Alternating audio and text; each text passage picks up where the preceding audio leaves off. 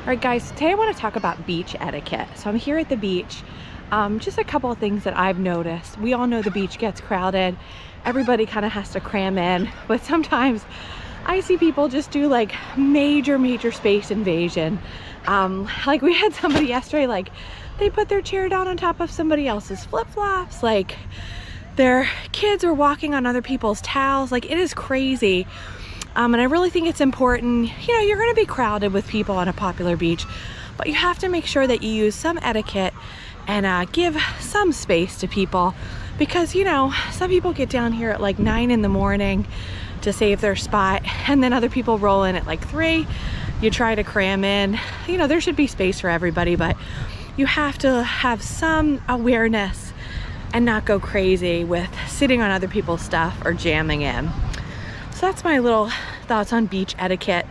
A couple other things that I see that drive me crazy are people just leaving trash. There's trash cans here at every exit of the beach, and it's like, it's not that hard. Carry your trash to a trash can, please. Don't litter on the beach. It's nuts. Another kind of thing that I see a lot is people just like blasting their music so loud. Like, keep your music at a volume where you can enjoy it, but not everybody has to hear it. Other last thing that I kind of see is people secretly like trying to stealth smoke on the beach. Not allowed to smoke on the beach. And I see it a lot, and it's just, you know, the smoke just wafts up where little kids are, and it's crazy. I spend a lot of time on the beach in the summer. I love hiking, I love camping, all that kind of stuff, but in general, I just like being outdoors. So I just thought it would be kind of fun to talk about beach etiquette a little bit and some do's and don'ts for the beach. I also want to share some of my favorite beach equipment with you. So this is the Sandshark beach tent. They sent this to us to try. We were really excited about this. It comes in this nice carrying bag, and it comes with everything you need to set up this beach tent. It's got a mallet in there, it's got the lines, it's got the canopy, it's got stakes, and the bag actually has room to fit a few additional beach items if you wanted to. We really love the idea of a beach tent because these canopies give you so much more room compared to just your traditional umbrella. We're a family of 4 when we go to the beach. Sometimes we go with extended family, so having a tent like this is going to give us a lot more room. So even though this was the first time setting up this tent, we were able to get it up in a couple of minutes. It's really easy, not a lot of complicated steps, just a few things. Stretch out the line, set up the poles, stretch out the canopy, and you are good to go. So we're down at the beach and we're testing the Sandshark beach tent. So this is sandsharkanchor.com, and they sent us this to try. So far it's a pretty windy night and a pretty windy evening down at the beach.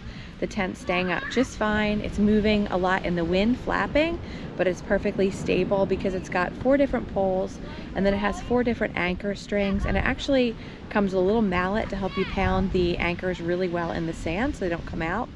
Another thing I think that's really cool is the lines are a neon green color, so if other people are walking on the beach, they're going to see your lines and not walk into it. And it just gives you a different experience at the beach. Like I said, you can stand up under here. You could sit and have a meal. You can have your whole family under this thing. And it really provides a lot of shade, and it holds up nicely in the wind. The sun was getting ready to set, so it was time to take down the Sandshark beach tent. It was a really easy process, and a test for me whenever I test a product is, can you get everything back in the original bag? And we were easily able to do that with this. So pretty simple setup, pretty simple cleanup. We like this tent. So I want to talk to you about some of the beach gear that we like. So right now my husband is using the Beach Bub Sand Gopher, and this is a really great tool for helping you dig a deep, tiny hole in the sand to put your umbrella in, and this makes sure that it doesn't blow away on a really windy day. It's a really handy little device to help you spare having to chase your umbrella down the beach. We love the Yeti Hopper 8. It's a little pricey, but it really keeps our lunch and our drinks cold. We like this little pack-it-all waterproof pouch for our keys. Another thing that we really like is we like to be comfortable, and we love these ballast beach pillows. This is our Rio personal beach table. Super fun to play cards, keep your drink, keep your book on. If you're interested in any of this stuff, I'll have links in my description. Are you coming to the Rehoboth Beach area? If so, I'm going to show you our 3 favorite beaches in this area and what each of them has to offer. So this is Gordon's Pond Beach.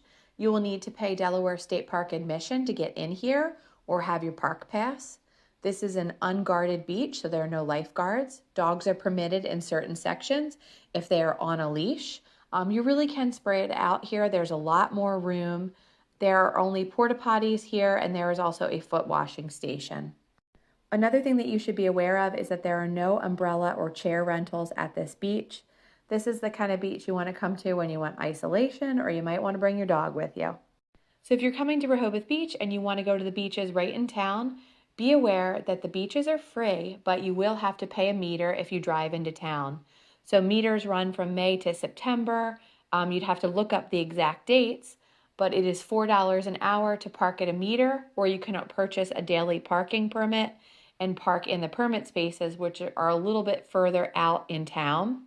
The other option would be to take the park and ride bus, and you can do that very inexpensively, so that's a way to get around the parking fees. If you go to the beach closer to Rehoboth Avenue, which is the main road in town, you're going to find the beaches are a little bit more crowded because that's kind of close to everything. There's a bathroom right there and a lot of stores. If you're looking to space out a little bit more, consider going to the north or the south side, and there are an additional bathroom on each of those sides. Along the boardwalk, you're going to find some foot washing stations. There's lifeguards here, and there are beach mats to help you get across the dune crossings at certain streets. So the last beach I want to show you is in Delaware Seashore State Park. So you're going to have to pay your Delaware State Park admission or show your yearly park pass to get in here. But this is Tower Road Beach. There's a bay side. We are at the ocean side right now. This beach does have lifeguards. It has this really nice boardwalk area to help those who might have some mobility challenges get across the sand and get on the beach easier. There's also a beach mat here. There are foot washing stations, bathrooms, and also a small snack bar. So this is another great place to go if you're looking for a little more space and maybe you don't want to pay the parking meters. Thank you so much for watching. I hope you enjoyed hearing me talk a little bit about beach etiquette, seeing what gear we use when we go to the beach, and then seeing our 3 favorite beaches. Be sure to leave me a comment. Let me know if you agree with my beach etiquette. Let me know if you've got a favorite beach. I'd love to hear about it. Hope everybody's having a great summer.